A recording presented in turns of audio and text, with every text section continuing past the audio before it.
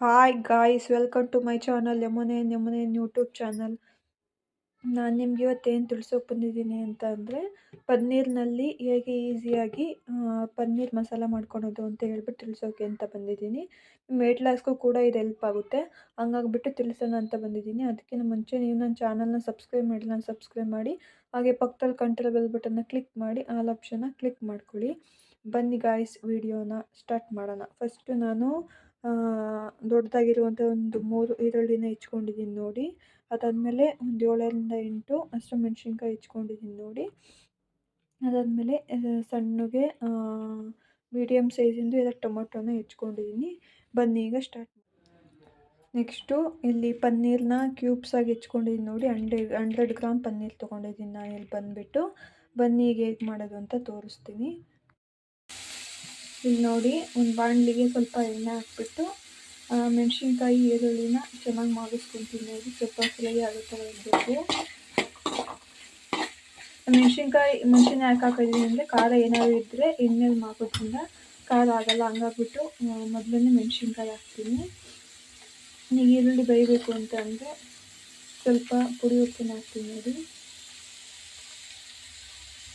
ಸ್ವಲ್ಪ ಪುಡಿ ಉಪ್ಪು ಹಾಕ್ಬಿಟ್ಟು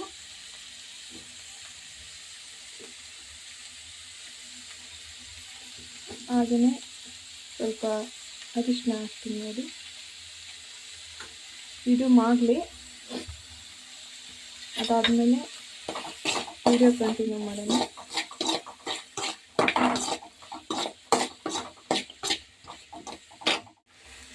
ಈರುಳ್ಳಿ ಮಾಗಿದೆ ನೋಡಿ, ಟೊಮೆಟೊ ಹಣ್ಣು ಹಾಕಿದ್ದೀನಿ.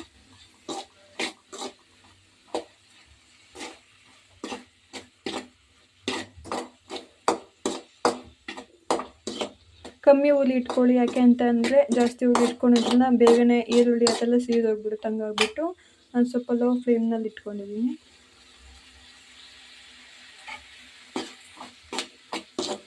ಟೊಮೆಟೊ ಹಣ್ಣು ಅದೆಲ್ಲ ಚೆನ್ನಾಗಿ ಬೇಯಬೇಕು.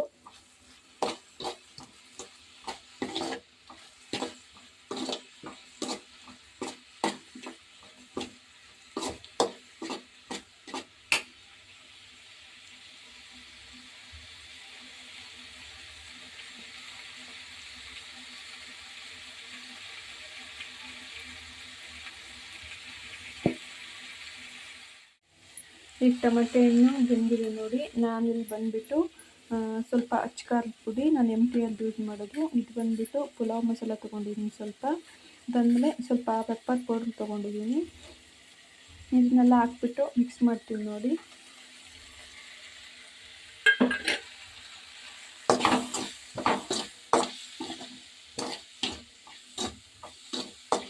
ವೆಯ್ಟ್ ಲಾಸ್ಗೆ ತುಂಬ ಹೆಲ್ಪ್ ಆಗುತ್ತೆ ಇದು ಬಂದುಬಿಟ್ಟು.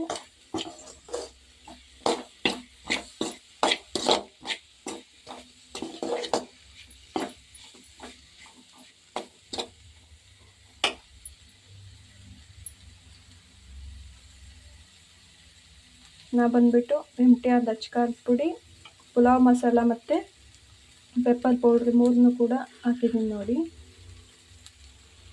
ನಿಮಗೆ ಕಾಣಿಸ್ತಾ ಇರ್ಬೋದು, ತೋರಿಸ್ತಾ ಇದ್ದೀನಿ.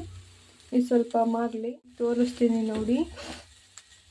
ಮಸಾಲೆ ಎಲ್ಲ ಚೆನ್ನಾಗಿ ಮಾಗಿದೆ. ನಾನು ಬಂದುಬಿಟ್ಟು ಪನ್ನೀರ್ ಹಾಕ್ಬಿಟ್ಟು ಇದು ಮಾಡ್ತೀನಿ ನೋಡಿ. ನಾನು 100 ಗ್ರಾಮ್ ಅಷ್ಟು ಪನ್ನೀರ್ ತೊಗೊಂಡಿದ್ದೀನಿ.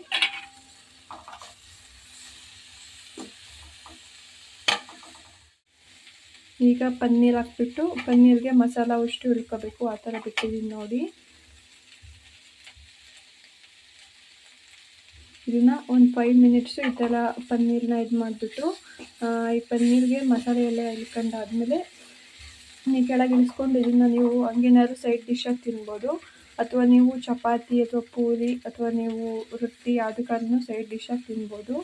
ಪನ್ನೀರ್ ಕೂಡ ತುಂಬ ಒಳ್ಳೆಯದು ಆರೋಗ್ಯಕ್ಕೆ. ವೆಯ್ಟ್ ಲಾಸ್ ಮಾಡೋಕ್ಕೂ ಕೂಡ ತುಂಬ ಹೆಲ್ಪ್ ಆಗುತ್ತೆ. ಈ ರೀತಿ ಮಾಡ್ಕೊಳೋದ್ರಿಂದ ನಿಮಗೆ ತುಂಬ ಹೆಲ್ಪ್ ಆಗುತ್ತೆ, ಬೇಗನೂ ಕೂಡ ವೆಯ್ಟ್ ಲಾಸ್ ಆಗುತ್ತೆ. ವೆಯ್ಟ್ನು ಕೂಡ ಮೇಂಟೈನ್ ಮಾಡ್ಕೋಬೋದು ನೋಡಿ. ತೋರಿಸ್ತಾ ಇದ್ದೀನಿ. ಈಗ ಪನ್ನೀರ್ ಮಸಾಲ ರೆಡಿಯಾಗಿದೆ ನೋಡಿ. ನನ್ನ ಇವತ್ತಿನ ವಿಡಿಯೋ ಇಷ್ಟ ಆದರೆ ಲೈಕ್ ಮಾಡಿ.